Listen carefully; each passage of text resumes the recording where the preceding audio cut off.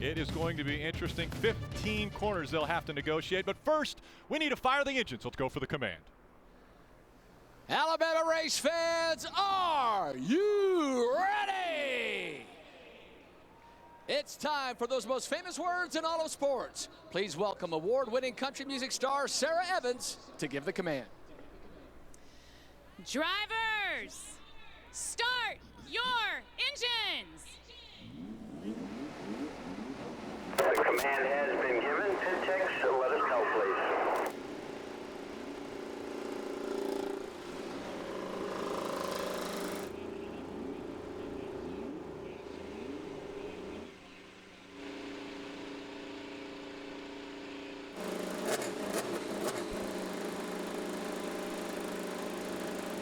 Cars coming to life as we take on the third road course of the season in just 4 races. The only oval at Phoenix, the second race of the 2016 campaign.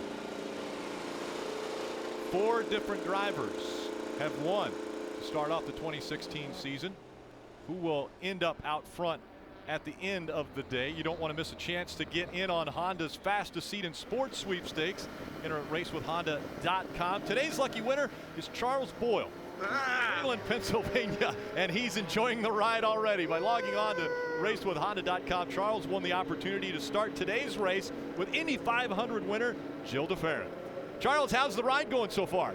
Good. Are you holding your breath? Oh, that's the speed. You're getting up to speed. Did you tell him where you want to go fastest on the track? Yeah, Gil's the fastest. Well, enjoy the ride, Charles. Thank you. That's a very special ride to be able to go along with Indy 500 winner Gilles de Ferran. And so as the 2-seater leads the cars out around this track, they'll go around a few times. Let's take a look at how they'll line up the Mother's Polish starting grid. Up front, Simon Pagenaud, Will Power. Simon, his best finish this racetrack, 4th. Will Power has 2 wins. Defending winner of this race in row 2, that's Joseph Newgarden alongside Scott Dixon.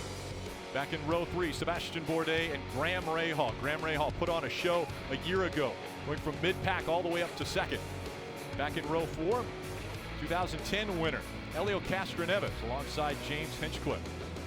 The Iron Man is in row 5, Tony Kanaan alongside Charlie Kimball. Back in row 6, the top rookie, that's the 3rd race that Max Chilton has been the top rookie qualifying, and Luca Filippi is in the 12th spot. Mikel Aloshin will start 13th alongside Jack Hawksworth in row 7. Carlos Munoz, his best finish at this track, 6th. And Takuma Sato will start 16th there in row 8. In row 9, this is Connor Daly's first start here.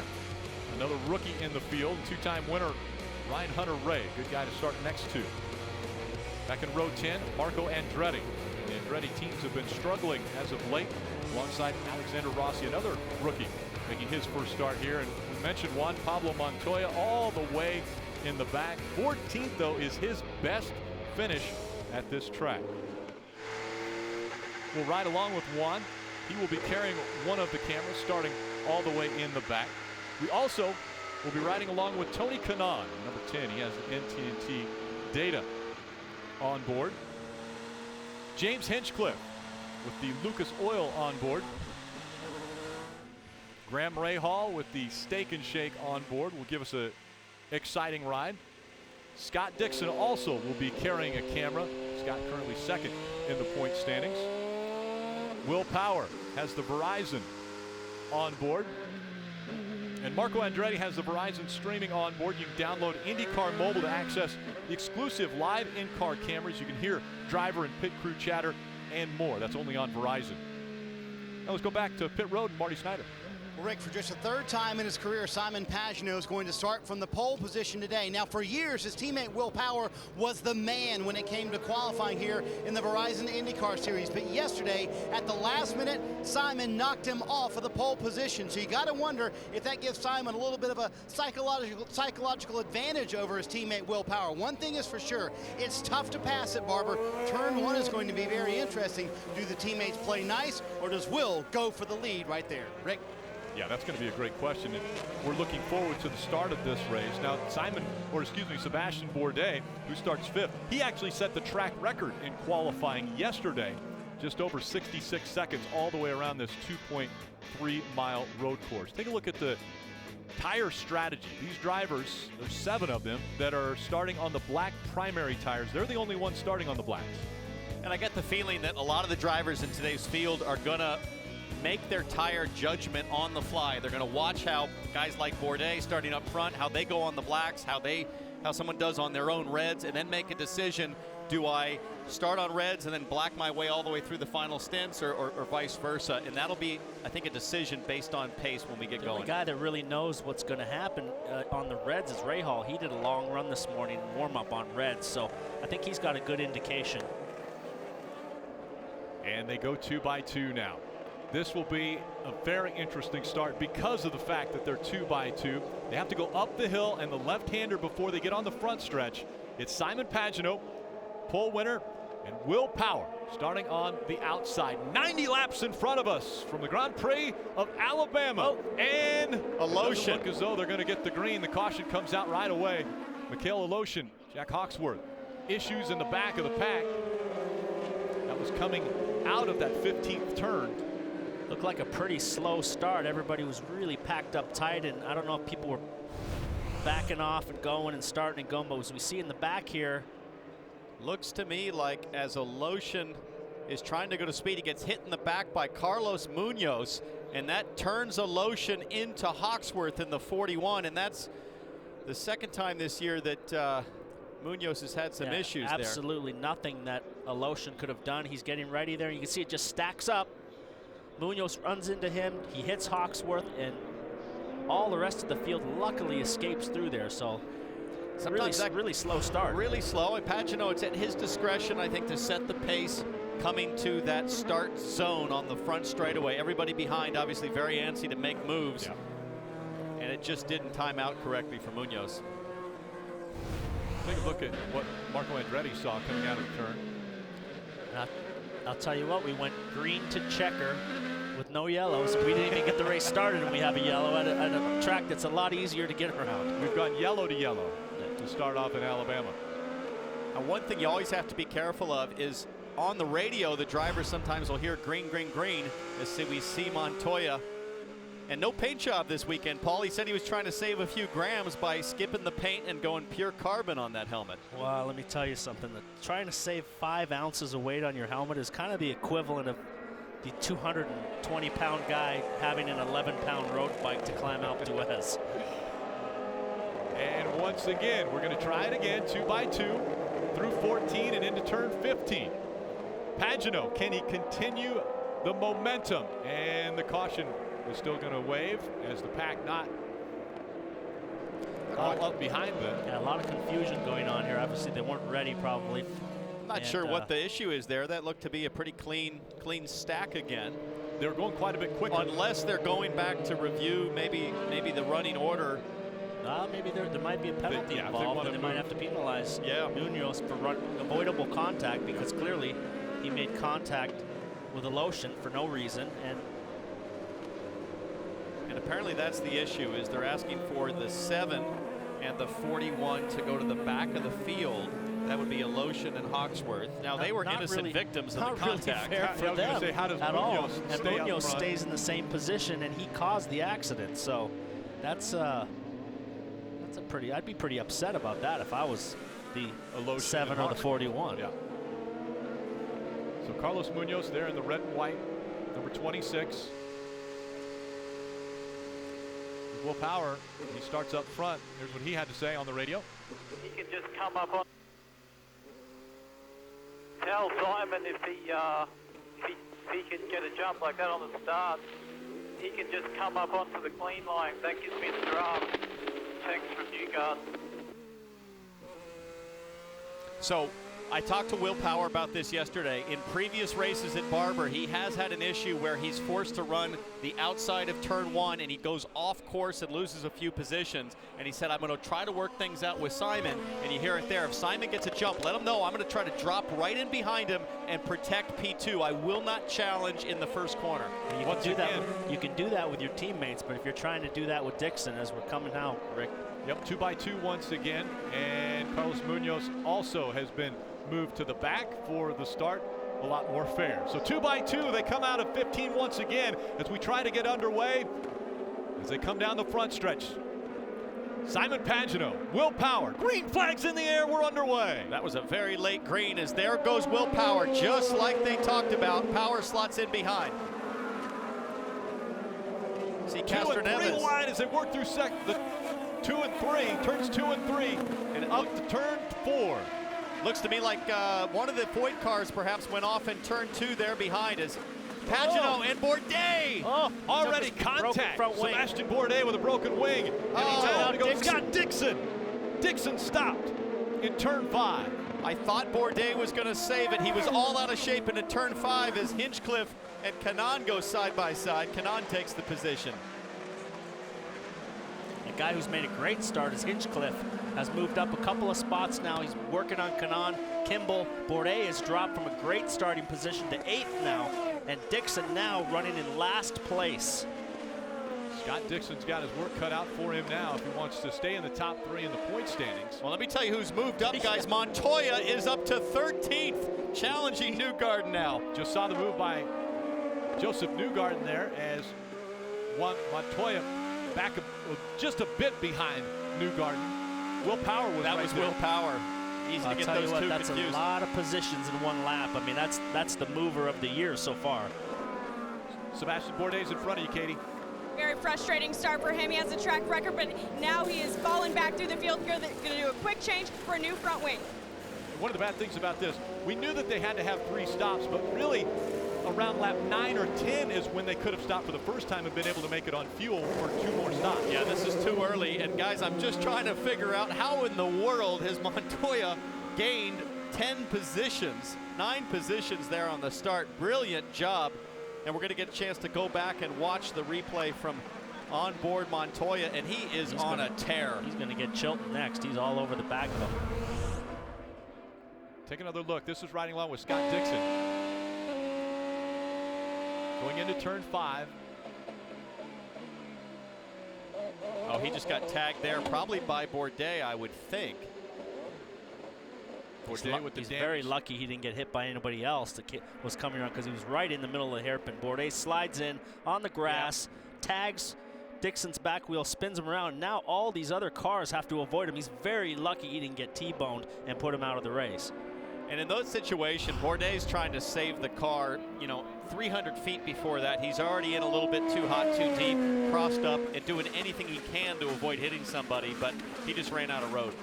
Now, Sebastian Bourdais started on the primary blacks. Could that have been an issue, him trying to get into 5 as hot as he did? It's one of the critical things about the black tires. It takes longer for the tire to come in. Even with those warm-up laps, it's a good point, Rick. Probably wasn't up to temperature or pressure. Sebastian Bourdais out front. Joseph Newgarden, winner of this race a year ago, moved up to 2nd. And what an incredible run already for Juan Pablo Montoya. From the start, he has made up 9 positions. Here was the start for Juan Pablo Montoya.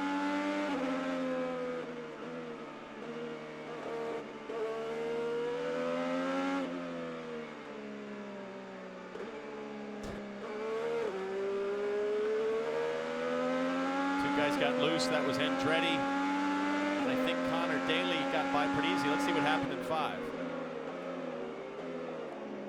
With the issues taking place in 5. So that contact with Bourdais and Dixon obviously helped, but boy, that looks to be a very measured approach. That's 20 years of Formula One, NASCAR, IndyCar experience bearing fruit for Montoya. I'll tell you what, the guy we're talking about, Montoya, but what about Andretti, who was ahead of him the whole lap, passing everybody? So Andretti has been frustrated all weekend, complaining about his car, arguing with his dad on the radio about how bad it is, but he passed Montoya and he's ahead of him. Now Sebastian Bourdais is going to be penalized for avoidable contact. That will be a drive-through penalty for the 11. Pagano out in front, keeping the momentum of that win at Long Beach a week ago. You're watching NBCSN's coverage of IndyCar, brought to you by Steak and Shake, home of the original steak burger, proud sponsor of the number 15 and Rahal.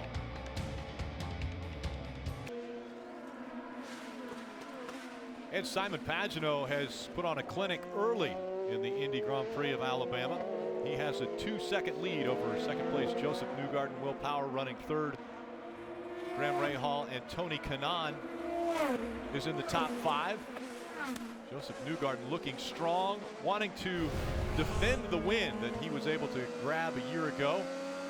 He was able to get by Will Power, and a strong move here going through turn 14. Whoa, nearly pushed Power off the road. Pretty clever space to drop in on Power. I don't think Power expected that for a second. Kevin. And we remember Joseph Newgarden got that first win here last year, starting similar to that race. He went from 5th to 3rd on the first lap, actually 2nd by the end of that lap, including getting Will Power. Joseph Newgarden said, despite the fact that it's somewhat challenging at times to pass, or at least that's the perception as we fall back a little bit and watch traffic follow through, he thinks you can pass anywhere here, in part because of the tire wear, but Newgarden is on a charge early. Another driver who's been impressive, we mentioned Juan Pablo Montoya starting at the back. The other driver is Marco Andretti. Yeah, we're watching Chilton here. He's got a whole train of cars behind him, so he's obviously holding these guys up because there's a big gap in front of him to the next car. One of the things I'm watching is that right front damage to Alotian's car. You can see his front wing end fence flapping around. We'll have to see if that stays on. It doesn't appear to affect his pace much right now, but yeah, Marco Andretti had Montoya right behind him. The two of them just funneled straight through the field as everybody was sliding around. Look at that, 9 spots. 9 spots on the first few laps, and very impressive for Marco Andretti. Well, there's nobody that can argue that he's as brave as anybody out there. Some of the starts we've seen him do on the ovals, and now here on the road courses, he's as brave as they get. Just, he's got to really work on keeping it all together through the weekend and just working on the race setup and qualifying better. That was Takuma Sato in the 14 that we saw get off track there at the start of the race. This is diving into 5 again from the start. Marco Andretti and how he's been able to negotiate around these drivers to move up 9 spots already. Slicing and dicing like a ninja. Well, he went from the lowest qualifying Andretti driver to the highest running driver in the race, passing his teammates Hunter-Reay, Rossi, and obviously Munoz. And right now, we have Andretti scored 10th. Katie? Andretti had an extremely frustrating start to the weekend, even at one point calling it demoralizing, but the team threw everything but the kitchen sink pretty much at it last night. Marco very happy today. Thanks, Katie. Pagano has a little over 2-second lead over Joseph Newgarden. Will Power has dropped back to 3rd. Rahal up to 4th. Tony Kanaan is 5th. I'll tell you who's having a strong race right now is Rahal and Charlie. Charlie made a great start here. He got around Hinch. Charlie Kimball, and as he was making the pass, when he goes into turn 8, Charlie Kimball is, I think it was that fade as he left the hairpin. Let's watch here. Kimball's on the outside. Now Charlie has the position. Is that the old Scott Pruitt fade? Do you think they called him for a blocking penalty and make him give up the position? Because he's squeezing over, and finally Hinch had to get back out of it. Yeah, but Kimball has the position. Kimball's inside and they're side by side. Kevin, what do you know? Keep an eye on this. Hinchcliffe was just told about 30 seconds ago they're going to make him give the spot back. So according to what the 5 team is saying, James Hinchcliffe is going to get that spot back on Charlie Kimball. Problem he has is he's already left Hinch. He's already 20 car lengths down the road. So now he's going to have to slow down and back up to him and let Hinch by, but Hinch has got another car right behind him, so he could lose 2 positions. Another thing to keep in mind is the evaluation of blacks versus reds in this early stint. Rick, you made the point earlier, and I think we're seeing it here. The black tires do not appear to have any superiority in the first half of this stint. Kimball pretty easily rim-shotted that hairpin corner to get around Hinchcliffe. Kimball on the red tires, Hinchcliffe on black. So there could be a crossover coming as we get into the second half now of the stint and the tires wear more. And once again, the penalty will be served. He'll have to back up behind Hinchcliffe. Out in front, though, Simon Pagenaud continues his domination in the IndyCar Series. Barber Motorsports Park, you saw Luca Filippi on pit road now. Alexander Rossi also has come to pit road. Busy pit lane right now. He pulls out in front of Sato. Sato coming in. Dixon is now in. Let's go to Kevin Lee. Takuma Sato coming in, going from scuffed reds, sticker reds this time. Also a front wing adjustment should be coming. There it is, and he's away while they're still on the front wing, Marty. Kevin, they told Scott Dixon it was Bourdais who wrecked him in turn 5 on lap 2. He had no comment, and then Mike Hull told him, race our race, don't worry about it. Sticker blacks, primary tires for Scott Dixon. We'll see where he cycles out. He cycles out right with Bourdais, then this could be a problem right here. Side by side, Bourdais on the inside, Dixon able to get by him. I think Bourdais knew the better not to race him. Bourdais was on hot tires. It should have been no problem for him to overhaul Dixon, but I think he saw Dixon, knew the mistake that he made, and just gave the position to him as a courtesy. I'm surprised how quickly the black tires came in there for Dixon straight out of the pits as we see Montoya come to the box. Juan Pablo Montoya heading on pit road now. Marty. And guys, Ryan Hunter-Reay is also coming down pit road with Juan Pablo Montoya. They're going to put on sticker red tires for Juan Pablo Montoya, who's gained 11 spots since the start of this race. He's very happy with the chassis. We'll see what those red tires do. Also, Ryan Hunter-Reay leaving pit road with the red tires as well. Stickers for him also. I'll tell you what, I saw that timing on Montoya's car was a 6.1 second pit stop. Not sure we've seen anything quicker. It's a short fill, though. Remember, on the fuel, they've only gone 15, 16 laps, so the fuel is generally what you're waiting on, but if it's a really short fill, those tires have to be quick. They were. Yeah, the cars hold 18 gallons of fuel. One of the fuel men told me it takes right at 8.5 seconds to completely fill these cars. Now, keep watching, folks, because this is where things start to get interesting. We've got different strategies we talked about, really wide fuel windows. So guys that are pitting, you know, on 15 or 16, they're going to go 3 long stints to finish. Somebody like Pagenaud, we'll see if he tries to stretch to 24, 25 laps before his first stop. If I'm Pagenaud, with how well his car's been working all weekend as Andretti comes in, Pagenaud's just pulling away, so he's just on cruise mode. Marco Andretti has improved the most positions of the field. He said his front tires are going away, so he's just going to get fresh Firestone tires and Sunoco fuel. Meanwhile, Max Chilton, a rookie, this team just told him he needed to relax. He's very frustrated with complaining about downforce, so they're going to make an adjustment and send him back out. Interesting that Chilton takes blacks off and puts blacks back on. So a little different than some of the front runners. And the rules for the tires, they will have to use both compounds. So just once. Just once, but they will have to use blacks, they will have to use reds. Those are the primary and the alternates. Coming out just behind 41 of Jack Hawksworth. And now as the pit stops continue to cycle through, Pagenaud has yet to come to pit road.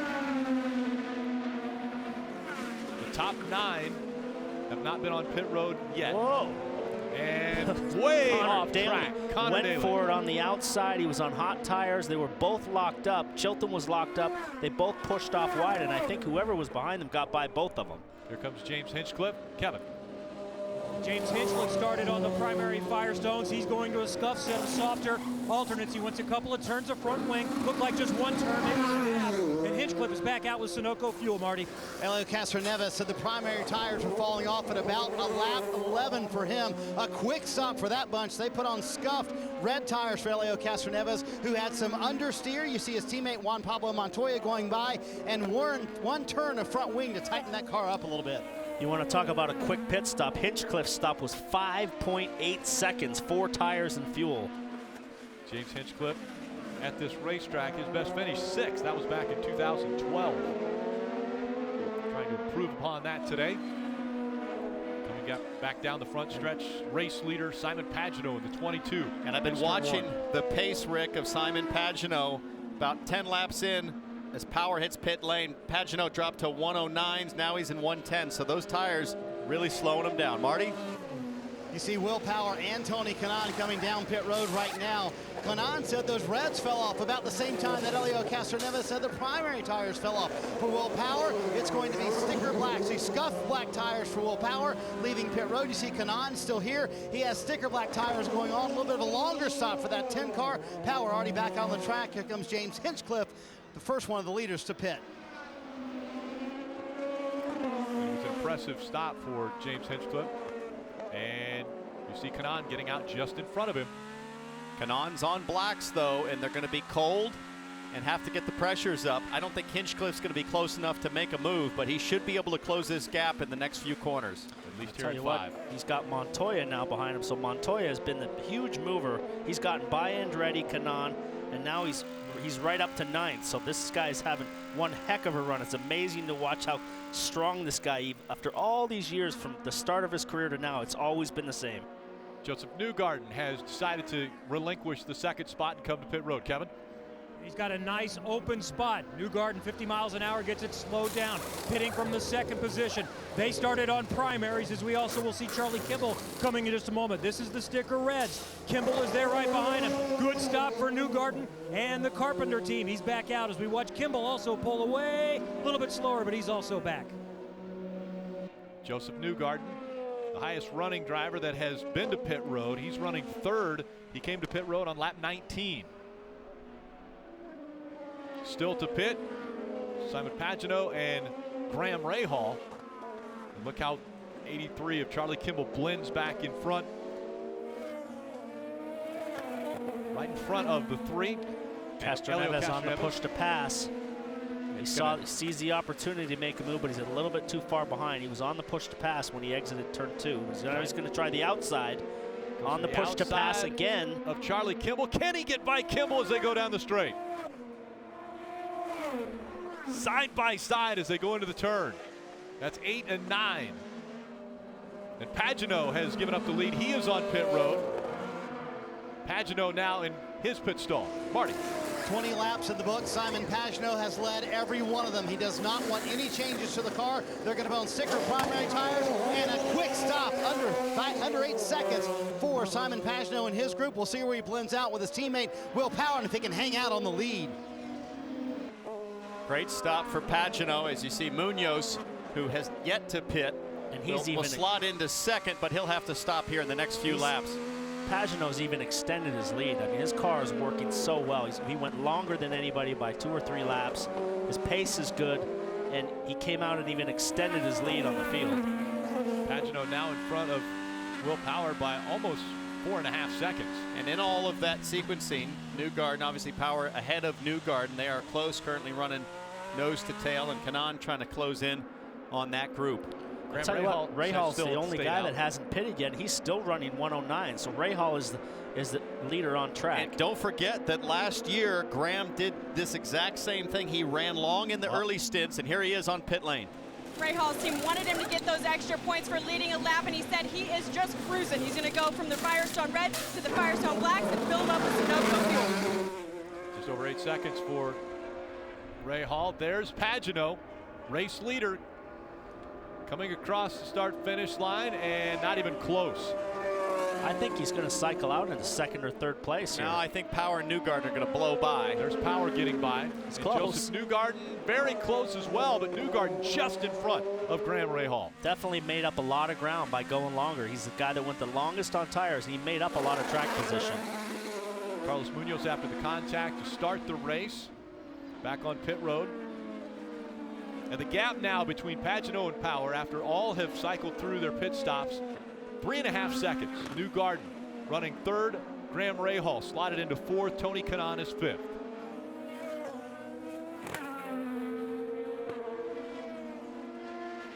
Carlos Munoz once again was on pit road again, back out on track. Pagenaud still leading the field around Barber.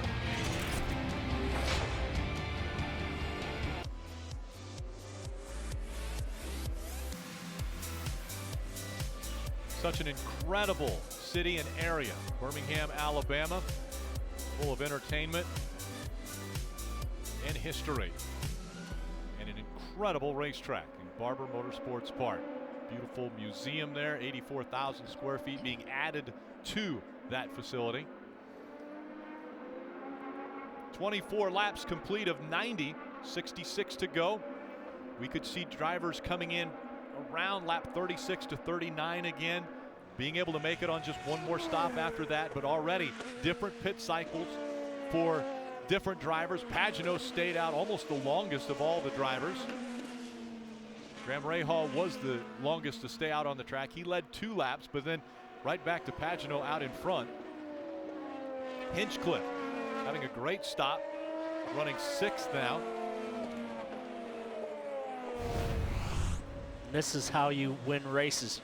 You win a lot of these races with your crew, and when you can pull off a 5.8 second stop like these guys just did, that's incredible work in the pit lane. Hinchcliffe has made up 2 spots from where he started. We watched the numbers on the side of the car. That's the time. And when he leaves, 5.9 seconds.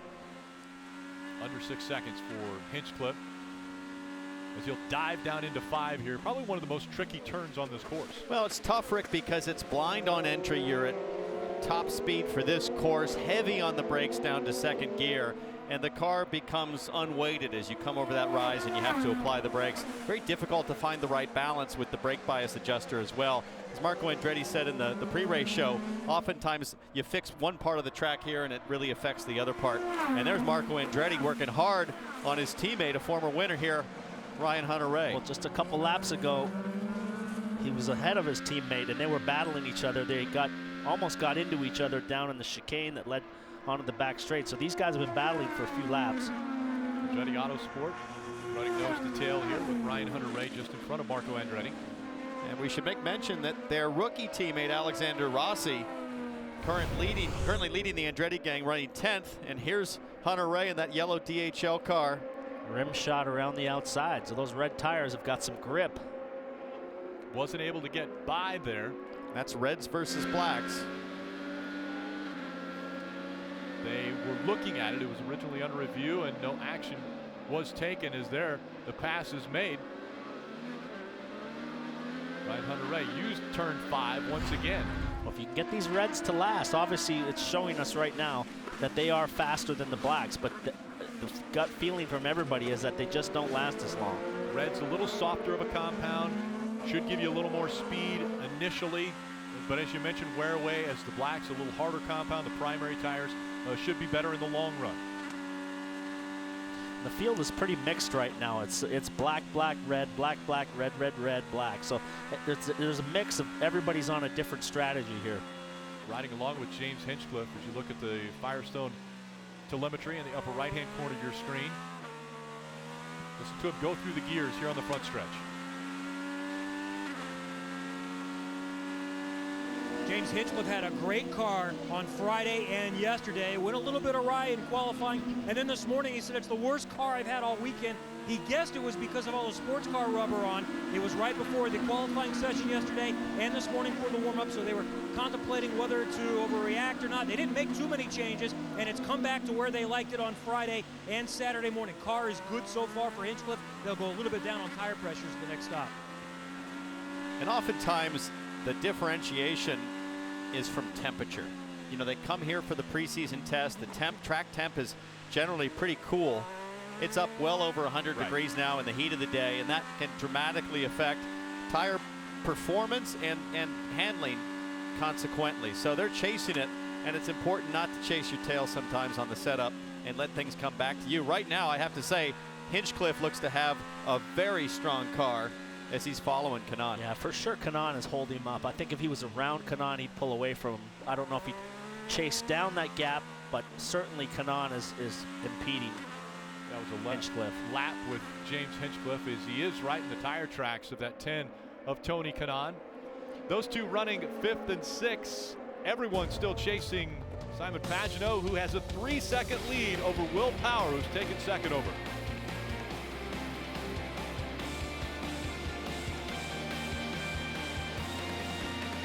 As we see looking back on James Hinchcliffe from Tony Kanaan. Hinchcliffe not able to get by Kanaan, but there's a pretty good sized gap in front of Kanaan. Looks as though he's starting to hold up a few more drivers. Yeah, everybody's starting to stack up there, making up lost ground behind Kanaan, but that's allowing these three guys, you see Newgarden and Rahal, they continue to open their gap now on Tony Kanaan and his buddies following. Kanaan running 5th, Hinchcliffe 6th. Juan Pablo Montoya in 7th. How about that? From the back of the field to 7th. Yeah, a lot of time to go. We're only a third of the way into this race, and Montoya's carved through 60% of the field already. So if he can get by these two guys for sure, he can close the gap to those guys with a yellow. Could be looking at a podium. Marty. And earlier in warm-up, Paul and I were noticing something. Juan was getting as close to cars as he could. And Paul, I did ask him about that. He said, yep, that was intentional. I want to know how bad that wake would be from another car because I wanted to come through the field as quickly as possible. Obviously, he learned a lot, made up all those spots. As he told me, we're going fishing today. I'm casting out a line every time I come back off pit road, and we're reeling in as many cars as we can. But that is one thing to keep in mind, isn't it, Paul? That turbulence you get from those other cars certainly affects you when you're behind the wheel. Well, I think it's going to be turbulence from aero, Marty, but also tire wear. I haven't ever seen the marbles start to accumulate this early in a race at Barber, and you can see them there on the track surface. Now the stints get longer. The first stint, some guys 14, 20 laps. Now they're going to have to go 20 to 24, 25 laps to finish this race. It's going to be a handful as they get towards the back half, and look at it there. Look at the accumulation of spent rubber spit off. That is. And that hurts you big time, especially if you're trying to pass somebody, Paul. Certainly, you got to get offline. You got to drive through all of that, and when you drive through it, it sticks to your tires, and you get to the next corner, and it's like it's exactly what it is. It feels like you have marbles under your tires. Joseph Newgarden, winner of this race a year ago, driving for Ed Carpenter, and let's hear from Kevin. And Ed Carpenter, the team owner, will be back in the car at the Indianapolis 500. What are you hearing from Ed about the car, from Joseph about the car so far? I'm not in the car yet, but he's doing a good job. You know, it's really tricky today. The rear tires are going off pretty quick for everyone, so just trying to see what we can do with the Penske guys in front of us. You know, we're on a little bit different tire strategy. We're hoping to be able to take advantage of the reds early in that stint. Didn't quite happen, so we'll just see what we can do here through the next pit cycle. There are a lot of choices with tires. You're learning from what Joseph has. What are you learning from everybody else about which way you want to go? I mean, it's interesting. Through the first stint, reds seem to be better than blacks, and you know now kind of the trend looks like blacks are hanging in there pretty good, and as the track changes. So we'll see. You know, there's a lot of race left. Ed Carpenter, Joseph Newgarden still running in third, where he started. Impressive run for Joseph Newgarden. We welcome those of you that have been enjoying the NASCAR race. Carl Edwards, congratulations, winning at Richmond just moments ago.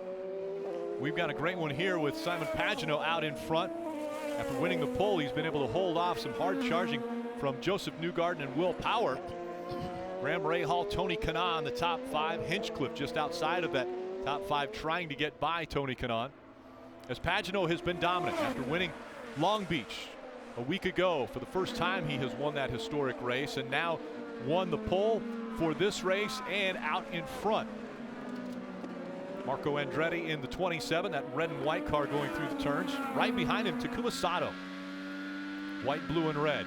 And with about 5 to 10 laps until most of the field has to pit for the second time, the drivers are going to be thinking about, all right, which compound do I want to bank on now? What do I need to do on my in and out laps?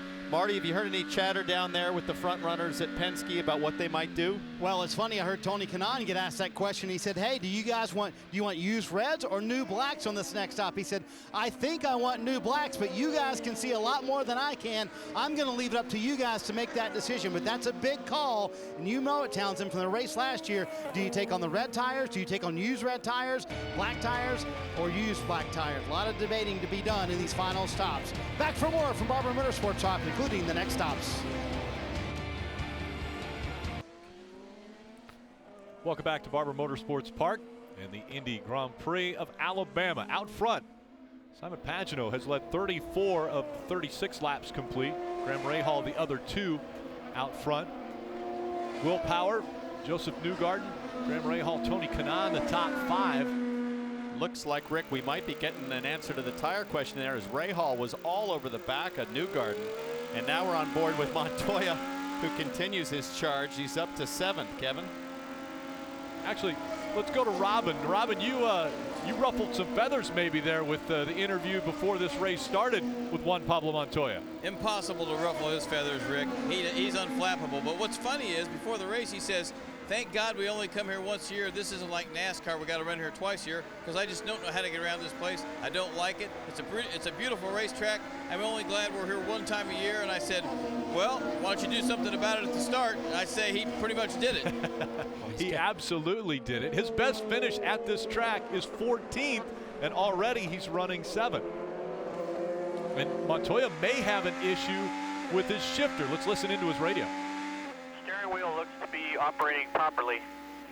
It's mechanically here. There's like rubber or something got behind the shifter and it's very mushy. And guys, what was going on is Juan had said for a couple laps, something is wrong with my shifter. It won't get into gear as crisply as it would before. And then they said, well, it's working fine here. So you heard the back end of the conversation. He thinks perhaps a piece of rubber got behind the paddle shifter, Townsend. That's got to play havoc when you're trying to shift gears like that. He said he almost has to kind of jam it in gear because it's mushy, as he described it. Well, it's an electronic switch, but it has a mechanical, it's a mechanical lever that you actually click, but all you're doing is trying to click a switch, and it's got to feel very strange because normally it has a nice clicking feel to it. Crisp feel. Well, there's lots of rubber flying off these tires. As we were watching Montoya, you could see a piece of rubber fly and land right on the camera, right in the center of the lens. So it is a possibility. Chasing down Joseph Newgarden. Rahal. Very impressive a year ago at the end of this race. Now in the middle of the race, take a look at this. He's got a run, and they're both on push to pass, and he's still getting by him. Newgarden trying his best to defend, but it looks like we've seen the crossover on the tires now. We're about 5 laps maybe from Newgarden having to pit, and he's really struggling with the Reds. Katie. Alexander Rossi's another Andretti car that has made massive improvements today, but he is complaining of understeer, so they made a wing adjustment and sent him back out on Firestone Blacks. We mentioned the push to pass that we saw Graham Rahal use. He has 8 push to passes left. He has the most of any in the top 10. Up front, Simon Pagenaud has 6 remaining. Will Power 6 as well. Like I said, Graham Rahal has been able to move up to 3rd and still has 8 push to pass. 4 for Joseph Newgarden, and Tony Kanaan has 5. He's running 5th. Look at our Chevy driver update as Simon Pagenaud, Will Power 1 and 2. Then Joseph Newgarden, Tony Kanaan, Montoya, and Helio Castroneves in 8th. James Hinchcliffe has decided to make his way onto pit road for his second stop. Kevin. Hinchcliffe in 6th position, so he's picked up a couple of spots. The car was great leading into qualifying. You made a mistake. They were disappointed to be where they were at. This is going to take a little longer, the right rear a little bit longer. As we see a long line of cars coming down pit road. Hinchcliffe is away. There's Takuma Sato coming in for A.J. Foyt Racing. Sato is the longest tenured runner for Foyt in quite some time, his 4th consecutive season, Marty. Scott Dixon on pit road. The car has actually not been that bad for Scott Dixon, but he had to come all the way from the back, so he's only been able to make it up to 13th. No chassis changes for the car, but they do put on scuff reds for Scott Dixon. And a ton of front wing change on the front of Dixon's car. It looked like they took out, or I don't know if they took it out or put it in, but there was about 4 turns of front wing that they changed on the car. The second round of pit stops continues as Joseph Newgarden comes in front of you, Kevin.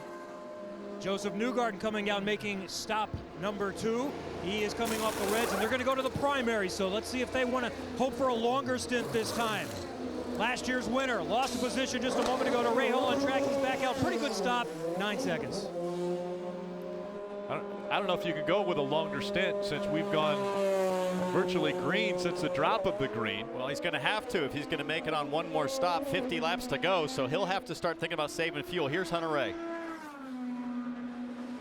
Hunter-Reay has been waffling on whether to go to the Reds or the Blacks. They're going to take the red Firestone sidewalls. Ray Gosselin told a moment ago that he's probably going to be racing mostly by himself if that makes any decision, as we see Marco Andretti also on pit road. So 2 Andretti Autosport drivers, nose to tail, they'll come off of pit road. The blend line, not an issue yet today, but we still have quite a few stops to go as Will Power has come onto pit road now from 3rd. Power will be pitting now on lap 42, and Marty's in front of him. And Rick Timsendrick called Will Power to pit road very late in that run. A couple of turns before he was going to come to pit road. You're going to see the sticker red tires go on for Will Power. No wing changes on the car. And also Tony Kanaan and Juan Pablo Montoya coming down pit road. 7-3 on the stop for Will Power. The debate for Tony Kanaan finally settled. They're going to go with sticker black primary tires. They saw what Rahal was able to do at the very end of that run. You see Joseph Newgarden going by right now. Sticker black tires for Tony Kanaan, for Juan Pablo Montoya. Sticker red tires, and also wing adjustment for Montoya as well. Where are all of these guys going to blend out? Going to be interesting. Yeah, here comes James Hinchcliffe. Where will they end up? Can Hinchcliffe get in front of Kanaan? It's going to be close. Kanaan stays on the outside. Hinchcliffe tries to get by him as they go into 3. Kanaan hits the button. Those reds come in fast. He's going to try him on the outside. Coming into 5. Kanaan has the preferred line on the inside. Can Hinchcliffe hold on to it out here? He does. Hinchcliffe stays in front of Kanaan.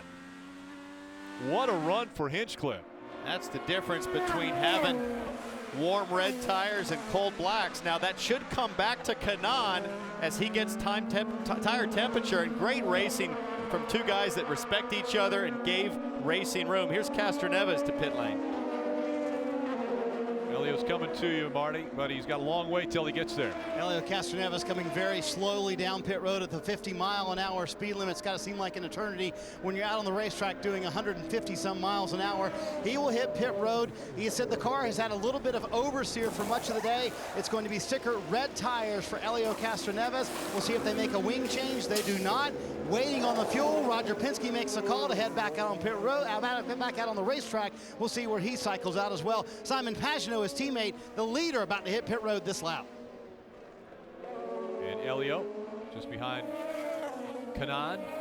Elio in that blue and white number 3. There's Tony Kanaan with Juan Pablo Montoya just behind him. And Montoya's on those reds. He's going to have more grip, so he knows he's going to have to get by him here. So we got Rahal coming to the pit lane. Graham Rahal's coming to you, Katie. Graham Rahal said pit strategy is the reason they lost this year. This year, they're right on pace. He's going to go to the Firestone Blacks and head back out. Leader Simon Pagenaud on pit road. He has led all but 2 laps and has not had one complaint about the car today or his pit stop. 7-6 on that stop for Pagenaud, who should easily keep the lead here at Barber. Pagenaud trying to hold on to the lead. Already getting now into lapped cars. He's going to lap Connor Daly. So now he's got some traffic. So this could help Graham Rahal because he pitted with him. And I think Graham Rahal has moved up into 2nd place now. 46 laps until the end of this race. You could break it into 2 segments now.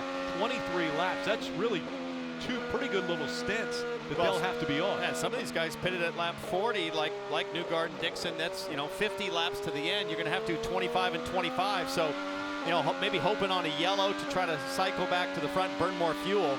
I think that was actually Connor Daly unlapping himself by staying out. Elio able to get by Tony Kanaan. Now did they move the crossover? The crossover doesn't work. Tony Kanaan stays behind Elio. And Tony Kanaan has burned 8 of 10 push-to-passes so far in all this action, desperately trying to hang on to spots until those black tires start to be an advantage. Joseph Newgarden only has 2 push-to-pass left as we have a lot of laps to go. Certainly what we're seeing right now, Townsend, in the short haul, the reds are faster. Right out of the box, they're faster. As the run goes on, they fall off and the blacks get better. So it's comers and goers is what we call it. Yeah, well, speaking of that, one of the gaps we've been watching is for the leads with Simon Pagenaud had about 3 to 4 seconds over Will Power. Now that's dropped down to this, less than a second. And here we go. Here's Power on reds, Pagenaud's on blacks. So he's closing the gap now to Pagenaud, so he's got to make this happen and get up there and get a chance at him. The gap now just a second. Simon Pagenaud with 5 push-to-passes. They call them overtake. Or Will Power, he has 3. Another thing to keep in mind is that Power pitted on 41, Pagenaud on 43, so Pagenaud probably has a little more fuel to use to get to the end of the race. If Power's going to make it happen, he knows it needs to happen early on in this stint. And you know what the issue, I think, for Pagenaud, this is really the first time he's ever had a car in front of him the whole race. He's had clear sailing, nothing in front of him, clean air, and now He's got Connor Daly about 10 car lengths in front of him, and certainly that's going to cause turbulence and make it hard for him to close that gap to him. Just at the halfway point. 90-lap race, just passing halfway. Simon Pagenaud has been out front 43 of the 45 laps. Graham Rahal the other 2. Pagenaud continuing his dominance.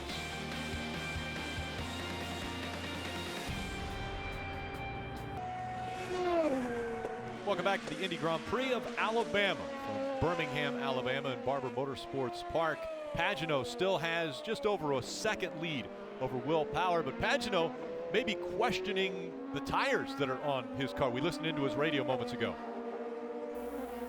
The reds go off, that's why we went to blacks. Yeah, but the blacks are a lot slower. No, they're not. Not after 4 laps. So as we listen to his crew chief, Kyle Moyer, who's team manager, he's one of my team managers at Team Green. He says that the Reds have a 4-lap advantage at the beginning of the run, and after they stabilize, the blacks will be fine. And right now, Simon Pagenaud should feel comfortable because he has been out front and really no one has challenged him. At the very beginning, or the attempt at the beginning of this race, it got a little bit hectic in the back as they came out of turn 15, but once it was underway, it was the 2 of Juan Pablo Montoya who was very impressive once they got going. But when they're going into turn number 5 after the start of the race, that is the 11 of Sebastian Bourdais getting into the 9 of Scott Dixon and turning Dixon around. A penalty issued to Sebastian Bourdais. Then it was Joseph Newgarden with an impressive run, able to get by Will Power. Newgarden moved up to 2nd. Power was back to 3rd. Then the block that was put on. Charlie Kimball in the 83 put the block on the 5 of James Hinchcliffe. He had to give that position back up. Lap 39. What an incredible run by Graham Rahal. Both on the push to pass, but he's able to get by Joseph Newgarden, and Rahal took 3rd away from Joseph Newgarden. And now we're on lap 50 of 90, 40 laps to go.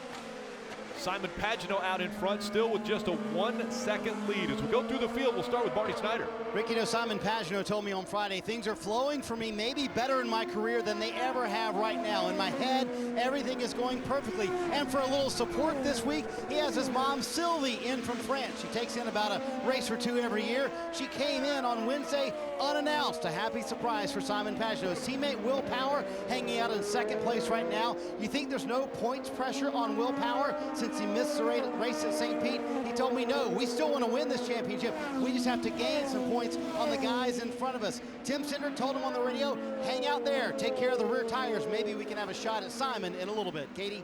Graham Rahal told me that he re-watches old races while he works out to try to learn what he could do better in the next race. When he watched Barber from 2015, he only wishes he would have pitted earlier when he was stuck in traffic. Then he would have been closer to Joseph and could have won at the end. So look for them to stay on conservative strategy all day. Katie, Joseph Newgarden has been as high as 2nd after starting 3rd, running in 4th position right now. They just told him he's gaining about a 10th a lap. They're happy with the car right now. Behind him, we'll find James Hinchcliffe. He's worked his way up to 5th. The car is much better this stint. He really likes how the front end is feeling. They dropped the air pressures a little bit last time around, so Hinchcliffe has an opportunity to keep moving forward, Marty. Juan Pablo Montoya has gone, Kevin, from 21st to 6th. Started last, he's up in the 6th position, and the myriad of issues, not only starting last, they've had shifting issues all day long. And he told me earlier this week, we learned last year we got worse as the weekend went along. This year, they're exact opposite. They're running very well here on Sunday. Elio Castroneves in the 7th position. On the last set of tires, Roger Penske told Elio they had a blister on that set. He said, how was it at the end of that run? He said, terrible. He said, take care of it on this run to make sure we don't have that on this run. And Tony Kanaan back there in the 8th position. He said his car has been terribly inconsistent all weekend long, but it's much better today. A little bit of understeer for TK, but that's about it, Katie. Charlie Kimball has hung out quietly around 9th position all day, and he said that's about the way the rest of their season has gone too. He's 10th in points, but hasn't had any particularly good results. They've been extremely consistent, and that 9th matches up with that. Kevin? Katie, it's been frustrating for Ryan Hunter-Reay, who has always been good here. He's won 2 times. He said before the race today, he said, I just don't think the car has a strength. I wish I had something more insightful to tell you. But right now, we're just trying to figure things out as we go. Well, it is a little better. He's gone from 18th to 10th, and right now he said he's just trying to keep Scott Dixon behind him, Marty. And Scott Dixon is in the 11th position, as you can see as we ride on board with him. Remember, right here in turn 5 is where he got spun out on lap 2 of the race. He has slowly made his way forward. He hasn't said a word about the contact with Sebastian Bourdais on lap 2. Progress slowly for Scott Dixon coming back up to 11th. Katie? Marco Andretti had a horrible start to his weekend, but statistically, this is one of his best tracks. Only Scott Dixon, Will Power, and Simon Pagenaud have better average finishes than Marco. Marco really taking advantage of that today. And Marco Andretti needs a good finish, as the start to the 2016 season hasn't been the greatest for him or Andretti Autosports, as we see Pagenaud trying to get by the slower traffic now. And this is a problem for Pagenaud because Connor Daly has every right to fight to stay on the lead lap, and you can see he's fighting Pagenaud hard, so he's not making it easy. Well, and Pagenaud had a 5-second lead on second place, and now Power's there. He's forcing Pagenaud to burn push to pass, too. Exactly, yeah, because you can see the push to pass was just on. So, you know, Connor's within his right to do this, but obviously, you know, Pagenaud's the quicker car on the track, but he doesn't have to pull over and just let him drive by. So, guys, you have one more pit stop left. Paul, do you go to reds and take the high grip advantage for track position, or do you go for blacks and go for more consistent time? Well, what are these guys he started gonna do? off so strong on those reds, and he drove away from the field. So, you know, if I'm him, I go back to my last set of reds, which will probably be sticker reds. And as long as he can get clear of the traffic, I think he'll be fine. But this right now is a problem for him. Well, that has played into the finishes of these races for Pagenaud. It happened a week ago at Long Beach, where we had the closest finish ever at Long Beach because of traffic in front of Pagenaud.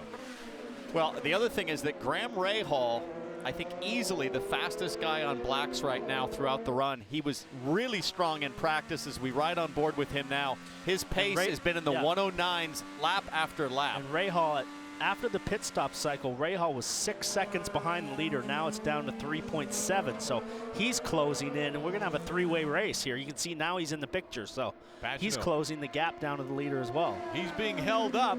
You're going to be able to keep your eye on all of this as we'll stay side by side. But Pagenaud trying to hold on to that top spot. Will Power closing the gap, as is Graham Rahal. And welcome back. As you've seen, the gap closed now between Simon Pagenaud and Will Power. Pagenaud out in front, 54 laps he has led now, as Will Power has closed the gap to within 0.6 of a second. They have also brought in the 15 of Graham Rahal. The blue flag has been shown. And you can hear he's fuel savings mode. You can hear him lift out of the throttle real early and coast into the corner as we watch here. He checks out of the throttle way early, just coasting all the way into the corner. No throttle at all through the chicane. So he's on fuel saves mode. I think what he's going to plan to do is try to run a couple laps further than Pagenaud, maybe jump him in the pits. I don't think he'll be able to, Paul, because Pagenaud has 2 laps further on the last stop. So Pagenaud last pit on 43, Power on 41.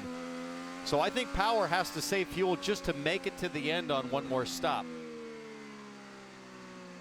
Connor Daly in the 18, just in front of Simon Pagenaud, and they have shown him the blue flag, but in essence what that means is you've got somebody right behind you. And look at Rahal. He is now ever the closer. Every lap he's closing in. So now he's within a couple of seconds, and Connor Daly is getting the blue flag, but he's not a lap down, so he's allowed to race and hold on to his lead lap as long as he can. Marty. Let's chat with Tim Cindric and find out if Will Power's just hanging out, or he might try and pass his teammate. At this point, have you told Will just to kind of hang out and save tires, or can he pass Simon?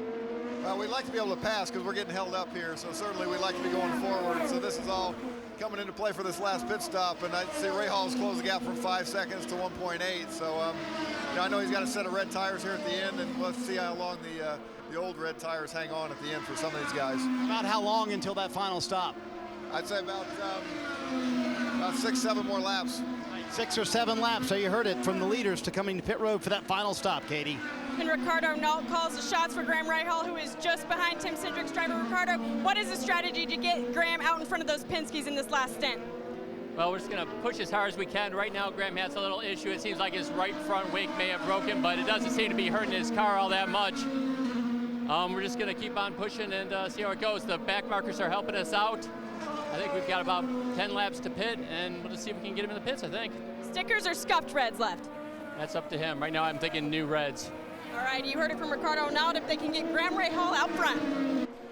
Wow. Strategist telling him same stickers. strategy as last year. He finished the race on sticker reds. He's closed the gap to the leaders, so we could see a repeat, but in this case, it could be for the win. And as he gets closer to Power and Pagenaud, he's able to save more fuel just by getting a little bit of a toe on the straightaway, helping that Honda glide a little stronger through clean air. And when you close the gap like that, if you're Rahal and you've closed a 6-second gap, you get confidence. You know, I'm catching these guys. I'm faster than them. I know I can win this race now. You see the blood in the water. You're like a shark, right? So he's going to just be going for it. Graham Rahal, the fastest Honda, scored the best. And you can be a part of Honda's fastest seat in sports sweepstakes. Just go to racewithhonda.com to sign up. Now, to get by, you're going to have to dance out in those marbles, Paul. It's starting to look like Oreo cookie toppings at the yogurt shop out there. And if you run wide on hot tires, it's going to be a mess. And Pagenaud knows that, Power knows that, and certainly Graham Rahal will be thinking about that. I've got a strong car. Maybe I save it for that pit stop in those sticker reds.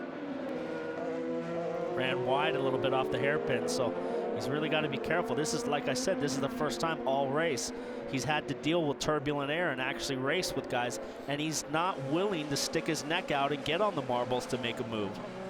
It's Connor Daly that's in 18, just in front of race leader Simon Pagenaud. Connor Daly is on the back end of the lead lap. Simon Pagenaud has been out front now for 57 laps, and right behind him is Will Power and Graham Rahal. Marty?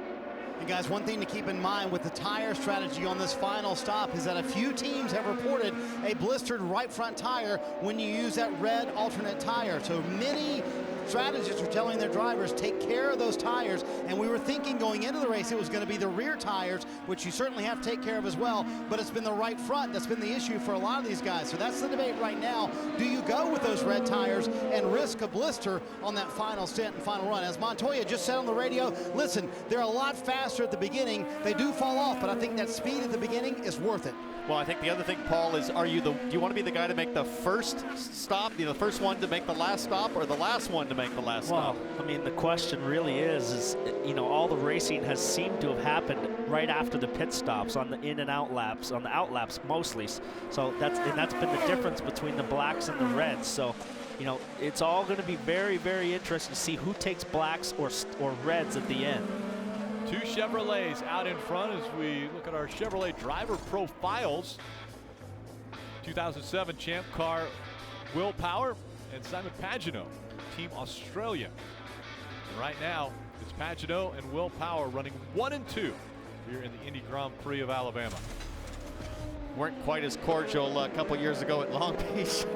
These two have been going at it for the last few seasons, and I know Pagenaud really looks to Will Power as kind of the measure for good reason, because Power has been the force, he's been the bar for road and street circuits the last 5 or 6 years in this series, and right now he leads, but he knows that Power's going to do everything he can to get by. Power still trying to reel in Simon Pagenaud. The gap now 9/10 of a second separating the top two. Graham Rahal was disappointed a year ago when he came up 1 spot short of winning this race, and right now Graham Rahal is one of the fastest on the track as he's closed the gap between he and Will Power. That's a fight for second as they both continue to chase after Simon Pagenaud leading. Still, Pagenaud can't get around Connor Daly. Connor Daly has been able to hang on to a lead lap position. And now we are 26 laps from the finish, about to be 25. Somebody's going to duck into pit lane here, probably on the next lap, and try to be the first ones to get back into clean air. And if I'm Graham Rahal, I'd think long and hard about beating that guy because he's much faster, but he's lost that advantage now that he's caught the pack. Graham's really got the knife between his teeth. We watched the last lap. He was trying the over-under to get a run on Power. Power's starting to struggle a little bit as we watch here. Montoya makes a move on Hinchcliffe. Push to pass, down to the hairpin. Around the outside, they make contact. He's lucky he didn't get spun there, but I think there might be some damage to Hinchcliffe's front wing. James Hinchcliffe has just been trying to hang on to make his fuel numbers so he can get home on just one more stop. But he said the right front has gone. He's lost a couple of positions, fallen back to 7th. But he does have a set of sticker reds. Not everybody has that, so Hinchcliffe might be able to make a little better. Also, Sunoco fuel, and he's back out.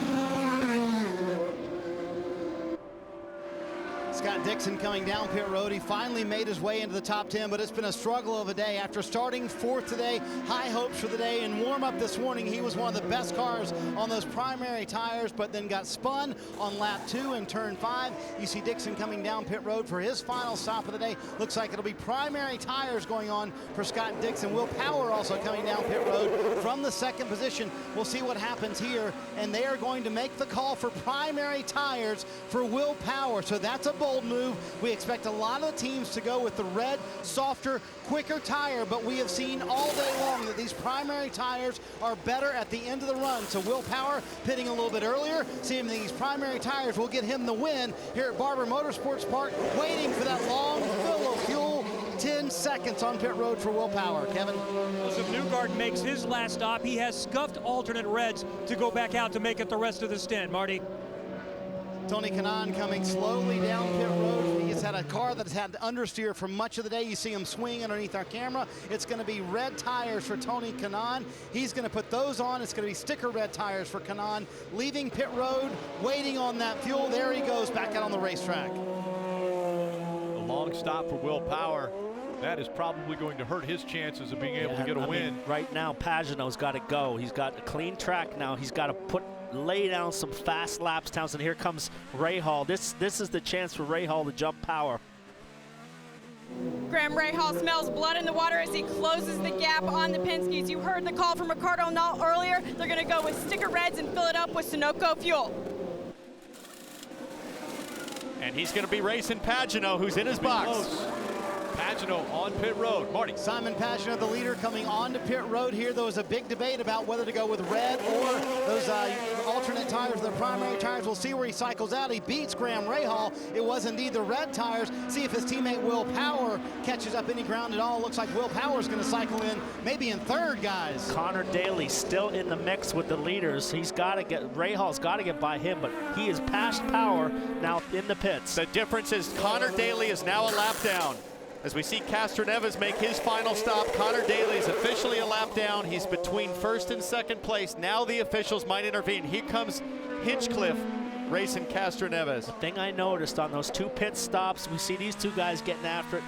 I think that Pagano is on used reds and Rahal's on new sticker reds. So that could be the difference on the longer haul here.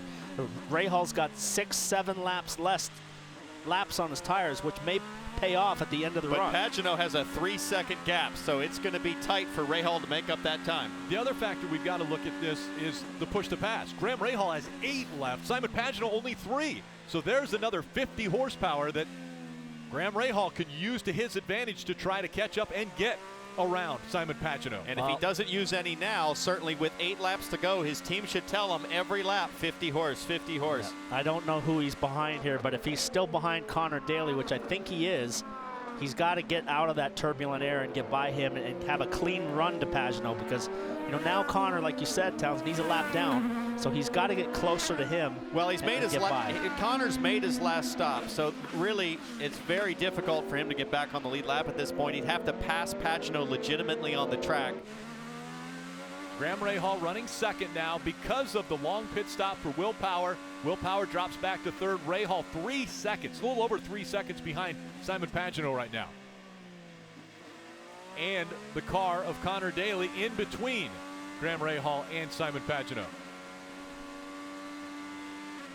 And right now, Pagano is opening up a gap. So that turbulent air off of Connor Daly's car potentially already affecting Graham Rahal that far back. because the gap was at 3 seconds. It's almost 4 seconds now. How aggressive can Graham Rahal be with fuel? Can he go hard with fuel because he's got upwards of 25 laps that he's got to go on one stint? Well, he's, I think, 24 laps to the finish, and I think he can run full rich. The biggest issue is going to be turbulent air if he cannot clear Connor. Will Power, after that long pit stop, back now into third. Joseph Newgarden fourth. Juan Pablo Montoya, after starting at the back of the field, has made his way all the way up to fifth. Take a look at Will Power's stop. Guy on the rear tire had a problem, but still waiting on fuel, so a little bit slow on the rear tire, but the fuel was the issue. So, and I promise you, Will Power is not liking these black tires at the start of the stint. He's lost about a second a lap to Pagenaud and Rahal so far, and Pagenaud continues to open up the gap. 4.5 seconds now to Rahal. Now, the problem Rahal's gotten is now he's got Connor, he's got turbulent air, so it's hard to close. And Connor's pace is fast. It's not like Rahal's all over him and can't get by. He's got 20 car length lead on him, so it's not like he can just pull over and move over and let him go by. Let's listen in to Graham Rahal. This is what he had to say on the radio just moments ago. Please go out, Connor, for help. Copy. Generally speaking, coin doesn't help much. Mine heavy lived in my stepdad's house for free for 2 years. You can always use that. If the guy lives in your stepdad's house for free for 2 years, I believe that's a pullover penalty. Just please give me the pullover. These guys have grown up together as kids. They, you know, they're both their dads raced together, and they basically grew up in the paddock together. So how's that for dollars over dimes? Yeah. Pullover card. Would you please use that? Graham Rahal finished second in this race a year ago. Wants to improve on that by one spot, but he's going to have to get by Simon Pagenaud, who's out front. And at Barber Motorsports Park, I'm sure that the 15 of Graham Rahal would like Simon Pagenaud to get stuck in that spider web and maybe come back to him a little bit, because right now Pagenaud has a 4.2 second lead over Graham Rahal. And he's doing everything he can to get by the lap car of Connor Daly, threatening homelessness. Yeah, that's right. He's closed the gap now. He's closer than he's been since they've left the pits, but he's not close enough for Connor to just say, I'm just going to move out of the way and get on the, what do you call that, the Oreo cookie mix on top of the, yeah, you know, right the problem here for Connor is we're like, okay, I get out of the way, and then I pick up all this crap on my tires, and then you'll be hanging on for dear life. So it's not like it's easy to get out of the way. Graham Rahal still with the 8, push to pass in the bag. At this point, I would think you'd have to start burning them. You've got to make a move, and we're told that Connor Daly might let him by here. Let's watch. Going there into he goes. 5. He backed off to let Good him go opportunity here. And sure enough, around goes the 15. Again, Connor Daly a lap down, one of the lap down cars, and so Graham Rahal now nobody in between he and Simon Pagenaud. Well, he's got a long way to close the gap. It's 4.2 seconds. So now, with that kind of a gap, Pagenaud can really just kind of maintain his tires. The guy that we're worried about here is Power. He's on the blacks that last longer. So, but here's the thing. Pagenaud is now caught Sebastian Bourdais, and Bourdais is not a lap down. Bourdais is still on the lead lap, and they have more of a right to fight to stay on the lead lap if a yellow comes out. So Graham Rahal has the horsepower in the bag with push to pass, so he could catch up very easily here. Yeah, not only Sebastian Bourdais, he's got 3 or 4 cars in front of him, so he's got a whole train of cars to get by, and that's all of these guys don't want to finish a lap down. This is going to give a great opportunity for Graham Rahal to close this gap. It's 4.3 seconds now that Simon Pagenaud has the advantage over Graham Rahal, and a great move there by Sebastian Bourdais. You see Bourdais. Well, the over-under here is as the other car, the 19 car, comes back on him. So these guys are racing for position and not even thinking about Pagenaud. Oh, I got to move over for Pagenaud. They're busy racing each other. Well, and Simon Pagenaud is thinking, I want to get by, but also please don't wreck and bring out a yellow. I don't want this thing to close back up, because then I've got to deal with Rahal, my teammates Power, and even Juan Montoya, who's worked his way to 5th. Montoya would love a restart right now. incredible story for Juan Pablo Montoya after starting at the back of the field, already up into the top 5. 16 laps to go at Barber. And correct me if I'm wrong here, Townsend, but I don't think Pagenaud's really going to stick his neck out. He's not a guy that's going to take a big risk with these guys, and I think that's going to allow Rahal. Rahal's already visibly closer than he's been. I think you're right. I mean, what's the risk-reward benefit for Pagenaud, especially with the way the marbles have built up offline? Remember, no yellows this race. The officials have had no chance to sweep. He might go for it here, so we'll see. Pagenaud on the push to pass, trying to get by Luca Filippi in the 19. He passes him at 5. And now he has a buffer. But how many push to passes does he have left versus Rahal? He'll have 2 left after this one's finished burning up. Graham Rahal still with 8. Sitting on 8, and the laps continue to wind down. When will he go to the push to pass to try to close the gap? Well, certainly with 8 to go, you'd be crazy if you didn't start burning it once a lap. Maybe he'll wait for 4 to go and start using 2 per lap.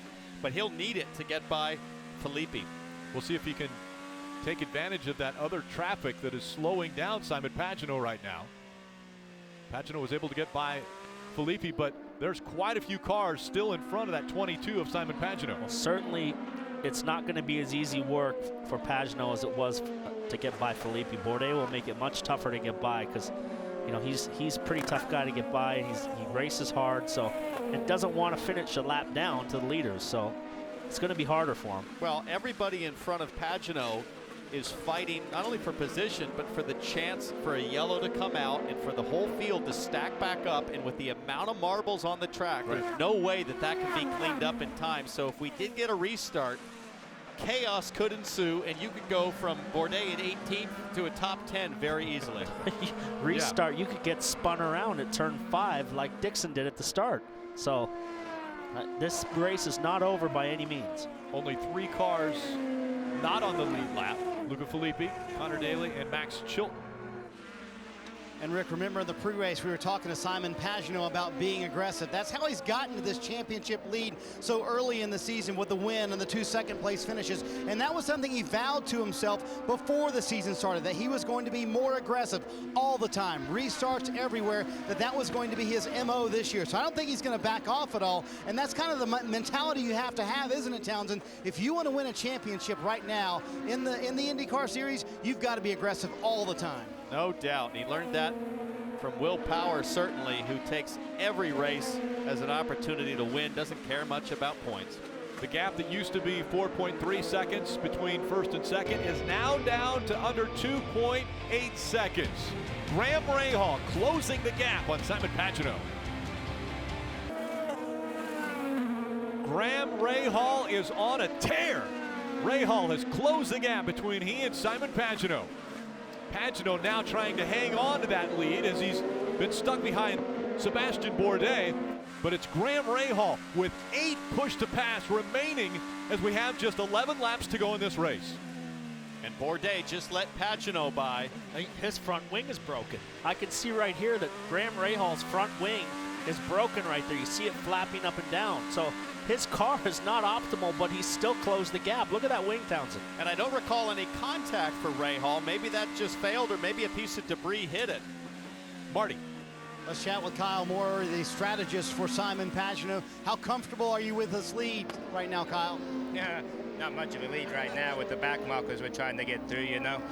The car's really good. It's just, you know, with this aero, we're just having a problem with back markers just like everybody. But, you know, the tires are staying there, and Simon's doing really a great job. I think, you know, the PPG car all weekend's been fabulous, you know, and the guys did 3 great stops. So, you know, that's what got us to where we are, and now we just got to hold on. Have you told him how many push to passes Graham has left? No, we ain't telling him that. I'm not going to tell him that because they know that number's big, and they know from watching our broadcast. Katie? And Marty, that wing damage on Graham Rahal actually happened early in the race. So on that last pit stop, the team added some left front wing flaps to compensate for that right front wing damage. So Graham, still happy.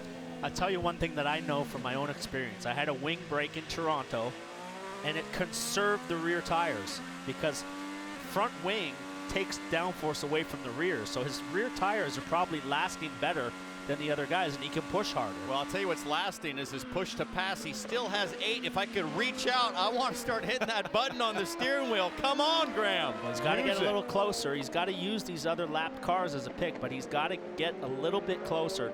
We know Aloshin is very aggressive. We know Pagenaud is not super aggressive. And Rahal, he's as aggressive as they get. Graham Rahal, again, has closed the gap. It's just 0.6 of a second that separate he and race leader Simon Pagenaud. Pagenaud with 3, now 2 push-to-passes, and Graham Rahal with 8 push-to-passes, and we have just 9 laps to go in this race. And you have 2 Hondas fighting to stay on the lead lap in front of a leading Chevy being chased by a Honda. Chance for Honda at a race where they're the title sponsor. Here. He's on the push-to-pass. Rahal goes to the push-to-pass. He held trying to get by Pagenaud. That line really tight, and he's going to make a move. And a little contact there. Pagenaud off track. Pagenaud blocked him a little bit, and they made contact. I know, but man, 9 laps to go with all that momentum. Now he's got 2 broken wings in the front instead of 1. So let's see what happens to Rahal's car. Should be perfectly balanced. A little contact there. Now do the stewards step in to look at this? Well, I think we have to see a better angle to know, is this a block or is this avoidable contact or is this a racing incident? It is under review. We've been told by the IndyCar officials that pass is under review now. It's Graham Rahal out in front of Sebastian Bourdais. Well, it looked to me from the on-car that Pagenaud blocked him, moved over, and then he moved over again. As we see here, Graham gets the run. He goes to the inside, and he moves over on him. Well, I don't think so. There's a corner, Paul. There's a right-hand corner coming up. I don't know, man. I disagree with you. That's the racing line. I think it's a racing incident. We'll have to find out from the stewards, but once again, we ride along with Rahal, and again, there's a right-hander there, as you mentioned. He has to turn. That right-hander demands the right-hand side of the track. Pagenaud was out of room to leave any room. He can't go wide through there. Rahal wasn't far enough along. I think it's a racing incident the way it looks to me. Rahal pops out. He has the spot. Yeah. And now Pagenaud comes down on him. I think Rahal had to be further along. And listen, I don't fault him for trying. He has every right to try to make that pass, but at the point that it was left front to right rear, that was the end of the racing line. At that point, Pagenaud had to try and make the corner. Well, we debated last week whether these officials were going to make a call, so it's on them. We're going to see if they're going to make a call or not. Now, I disagree. I think it was a racing incident, but well, we'll see what they say. Now Graham Rahal's in Pagenaud's shoes. He has lap traffic. He has to try to get by, and Pagenaud has an opportunity to come back on him. Pagenaud's only got 2 push-to-passes. Rahal still has 7, so he's got some buffer with some speed. Able to get by Aloshin. And that was huge for Pagenaud. Huge for Pagenaud to get by Aloshin without much of a struggle. Now they come up on Hawksworth. Jack Hawksworth will be the next car that Graham Rahal will come upon. Yeah, Pagenaud's got damage to his rear bumper pod. You can see his rear bumper pod's broken. It's flapping around a little bit. Definitely they touched there, but Graham Rahal has a broken front wing. He's hit it on both sides, so. Now if Pagenaud can get to Rahal and nerf him off, does that cancel the review? I don't think so. Nice try though, Townsend. 2 rights don't make a wrong. Or what is that? 2 wrongs exactly don't make right. a right? When did you 2 get wrongs all don't make a right? Graham Rahal out in front now. A year ago, finished second. Made an incredible charge to the end of that race, but fell 1 spot short. Now he's leading with just 6 laps to go at Barber. And Pagenaud is really kind of clawed things back here. He's close. Rahal gets wide. Pagenaud. He's got to use that push to pass if he's going to stay in front of Pagenaud. And there's no decision yet from race control, so this is taking a while for them to make a call that's under review. Maybe we should pop in there. I'm sure they want your input right now. It's a party of 3. The stewards. Rahal on the push to pass again, trying to get by Sato. Oh. Sato's not letting him go by. Sato moved to the left. That's where Graham wanted to go. Took that line away, and now Rahal still on the push to pass. It goes for 20 seconds. I was just saying, it's a group of 3 stewards that will make the ruling. Stewards have said no further action is required. No action taken. No action taken on that pass. Well, that means either 3 out of 3 agreed or 2 out of 3. Hey, we were 50-50. Right. You're wrong. We were 50. I'm right. You're wrong. for the booth. It's not over. He has got to get by Sato. There's only a few laps to go. Now coming to 5 to go. And Pagenaud has closed the gap for having gone off the track. So he's got to get by Sato. And if I'm Simon Pagenaud, I now know that if I can just get a wheel to Graham Rahal and nerf him, that it's going to be a racing incident. Here comes Pagenaud. Pagenaud looks to the inside. Pass. He doesn't go to the push to pass. But he'll have a chance here. There he is. He's on the button. Now he's on the button. And to the outside through turn 5. They've got to get by Hawksworth. Hawksworth in the 41 just in front of him. Side by side for the lead. Oh, the front wing comes off. That's it. No way Graham Rahal can keep the pace with that wing gone. Wing has come off the 15 and off course he goes. And hits back the on. pole and back on. He's on the push to pass again. Rahal trying to stay out front with less than 5 to go. Now coming up on 4 to go. The whole front wing is broken apart now with the contact with Pagenaud. Be patient. Be patient. Graham is damaged. Pagenaud trying to be aggressive, which, Paul, you said we don't normally see Simon Pagenaud get aggressive. This is where Graham will be so slow. There's no way he can make that work. Here comes the 22. Pagenaud around Graham Rahal. Now as they go down the front stretch, once again, 4 laps of racing to go. I'll tell you what, problem Graham has now with his injured car is he's got to hang on to second place. He's got a good gap to Power at 7.5 seconds. With all this traffic, they've still been able to pull away from Power, but now he's really damaged. Take another look at what happened to that 15. Just a little bit too quick trying to go by Hawksworth. I gotta say, if he didn't damage his wing, he'd be probably under review for a blocking move here. Well, it looked like Hawksworth just backed off to let these guys go, and Graham didn't anticipate it, and then pulled out and grabbed his bumper and ripped the front wing off. I think you're absolutely right, Paul. That just caught Graham by surprise. Tore the wing off. Now Graham Rahal is going to try to hang on to second as Pagenaud is trying to check out on this field. There is Will Power. He is back about 6 seconds behind Graham Rahal, but closing that gap. The problem is he's only 3 seconds behind Graham, and he was 7 the last lap, so he could close really quick. You can see if he can keep all these lap cars behind. Oh, a little contact there between Aloshin and Hawksworth. I don't think Graham's going to be able to do it. He is 4 seconds, maybe 3.5 seconds off the pace per lap. Now, how about all those marbles? Look at Felipe, I think, gathering that all up on the front straight. This is going to be a mess at the finish. 3 laps to go.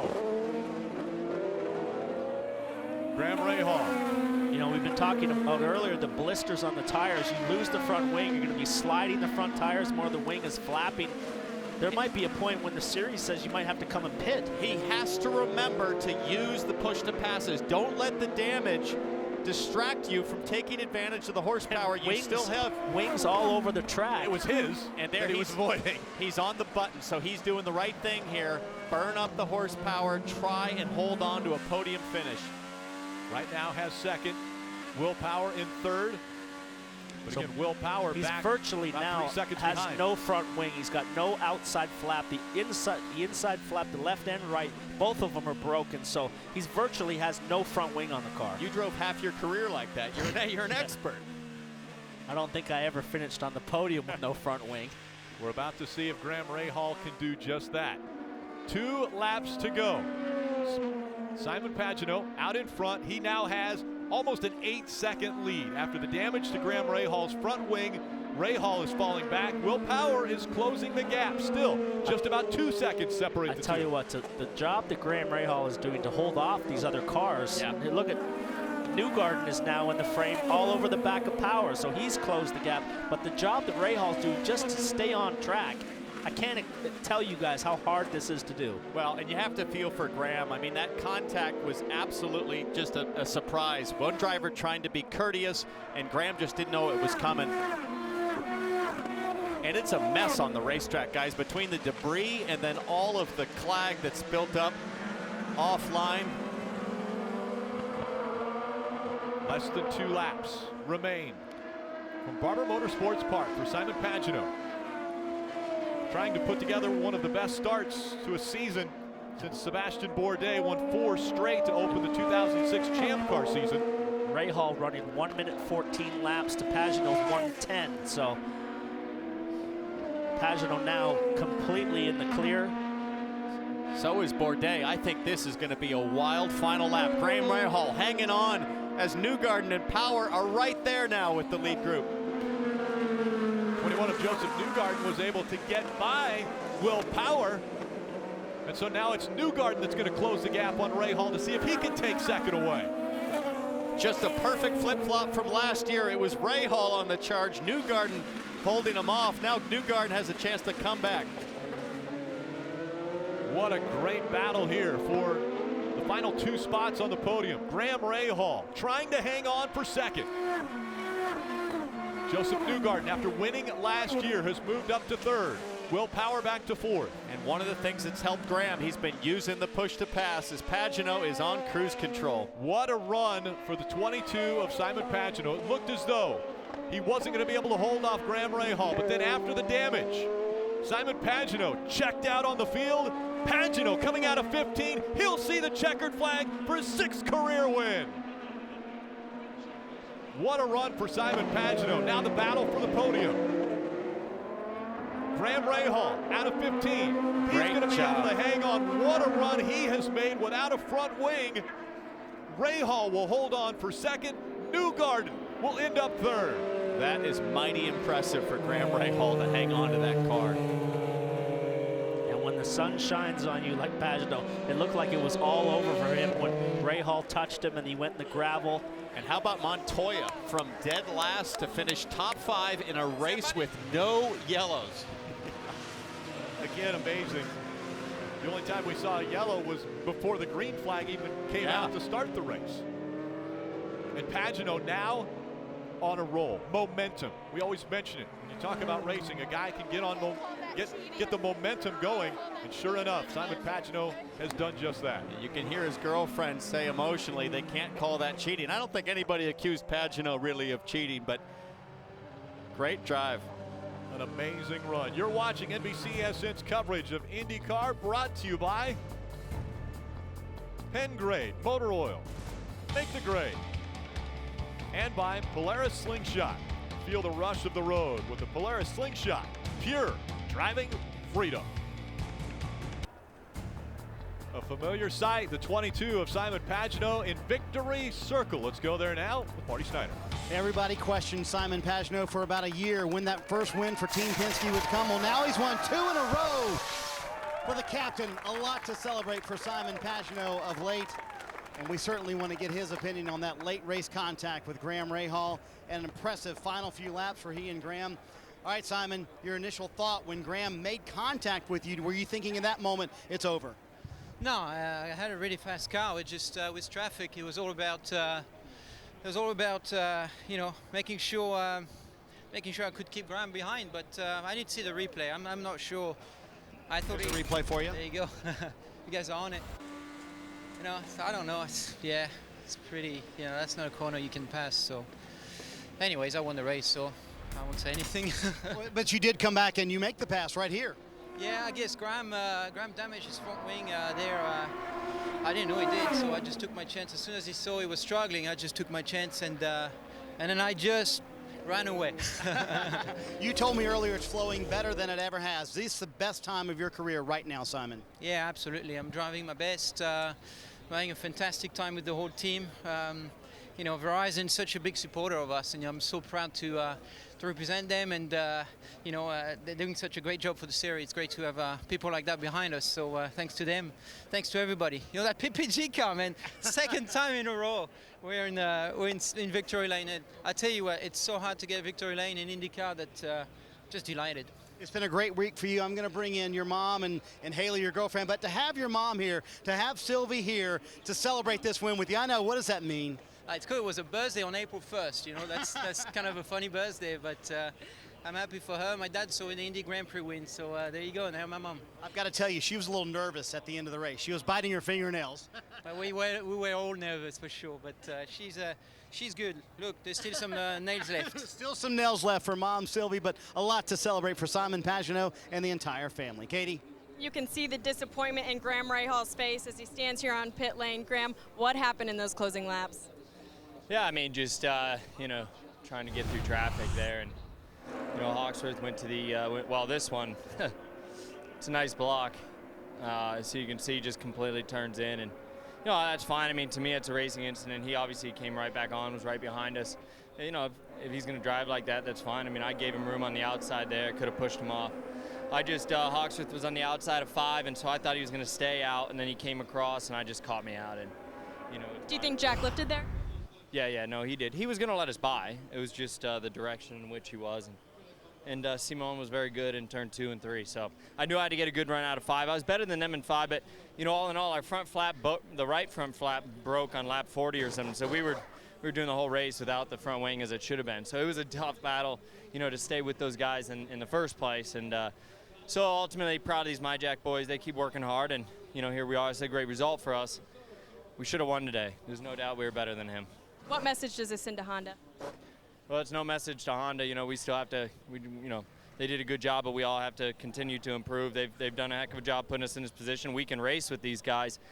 They definitely have some top speed on us. Following them, it was difficult, but we're getting close, and we're going to keep working hard to make them proud. And, you know, they work hard for us back in Santa Clarita and in Torrance, so not giving up anytime soon, I can tell you that. All right, thanks, Graham. Graham finishes up second for the second year in a row from Barber Motorsports Park. What a run, though, for Simon Pagenaud. Let's go down to pit road and Kevin Lee. Rick, Joseph Newgarden followed up his win last year with a podium finish. You start third, you finish third, so a home race, not so much. I think it was probably pretty eventful. Pretty decent weekend for sure. You know, I mean, it's great to go out with a great result in the Fuzzy's car. We got the 100th running bottle. Everyone's been excited about that, so I was really happy to get a good result for those guys. And it's going to be a whole really fun month of May. We got JR coming back on board for the next race of the GP, and then obviously we'll all be together with Ed for the 500. So I think this is a great lead-in for our team. You know, really proud to be a part of this group and everything we're doing. And, you know, we were good today. I mean, I think we were there. We just didn't quite have enough for those first two guys. So, you know, we'll regroup, try and do a little bit better, but, you know, we weren't far off, so I'm pretty proud of everyone.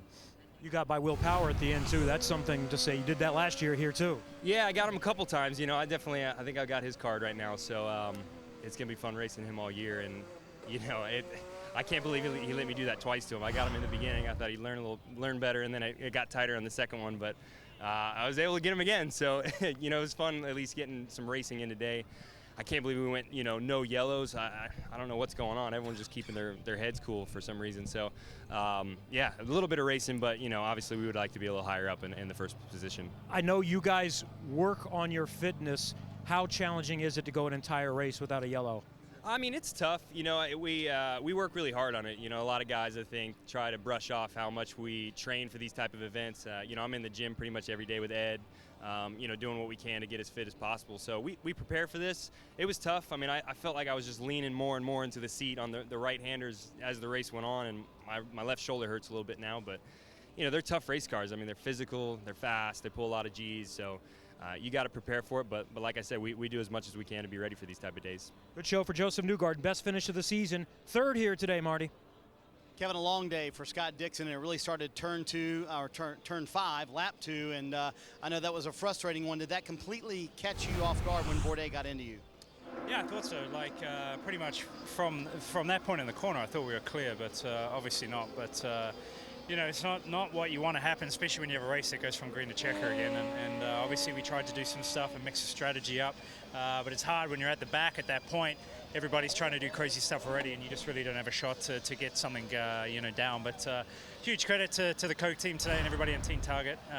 You know, they did a hell of a job to salvage a 10th place. But obviously a bit rough for points with Simon. Congratulations to Simon on another victory there, and we got some work to do once we get to Indy. How tough was it being in the back there, trying to get back to the top 10? It seemed like a struggle all day long, even though the car wasn't bad. Yeah, you know, the car was pretty good. I think we had the fastest race lap by almost a second, but you know, it doesn't matter when you're starting that far back, and when you get out of sequence like that, you know, you get caught up with some really slow traffic and you just keep losing time. So it's hard to get yourself back from that point, but you know, we're still running at the end. We got some points, and we'll have to put our head down and try and regain. Long day clawing his way back into the top 10 for Scott Dixon. First time ever he does not finish on the podium here at Barber, Rick. Yeah, interesting that Scott Dixon, obviously that early spin in turn 5. Hugs all around for Simon Pagenaud, especially from the captain. That's big. Coming up next, we'll hear from Juan Pablo Montoya. Stay with us.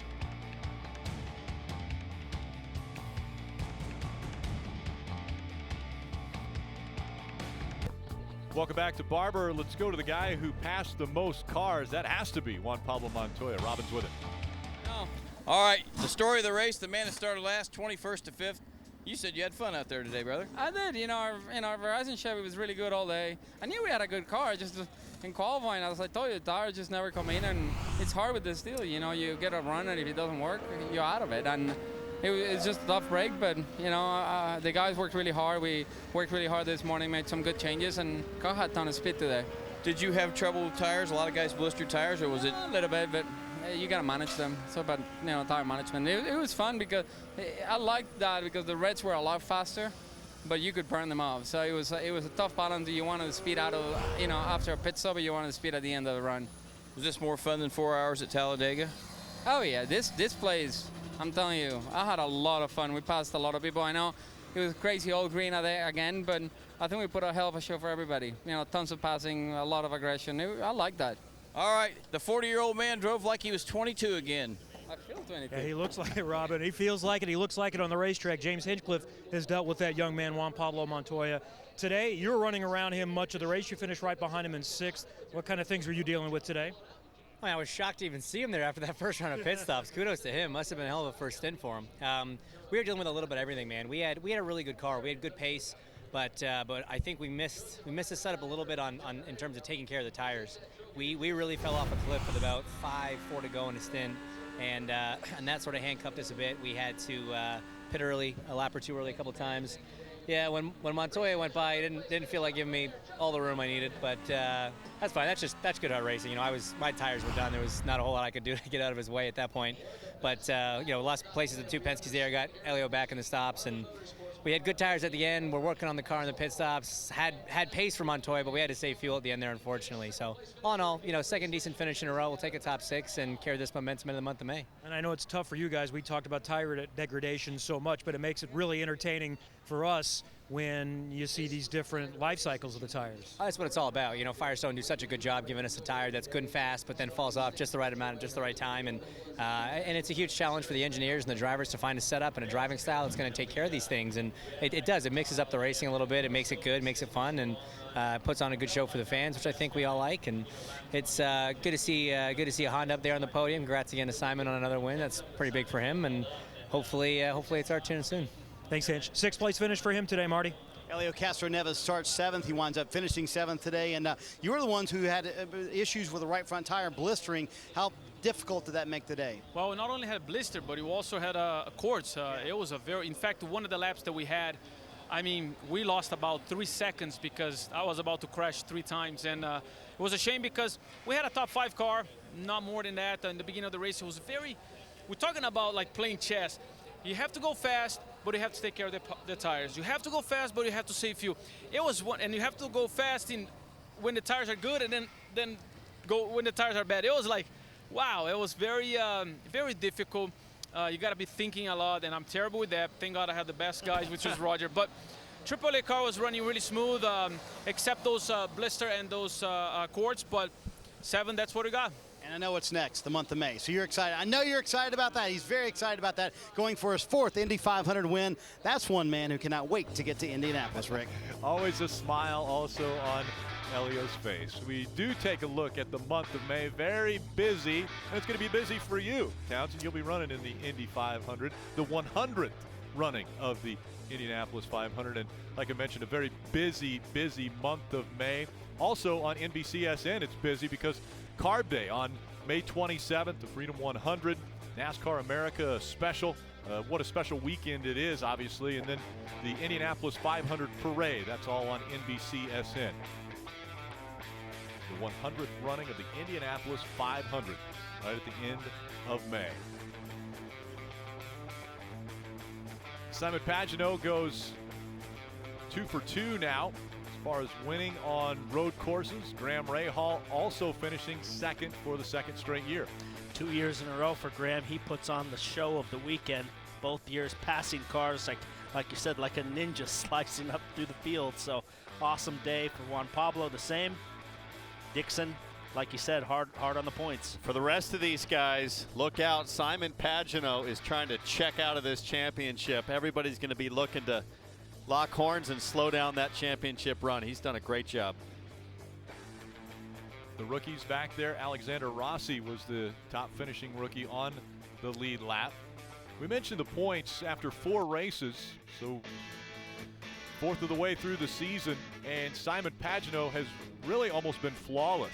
2 seconds and now 2 wins gives him a 48-point advantage on Scott Dixon. Dixon still in second in the points, but lost a lot of points to Pagenaud. Montoya up to third now.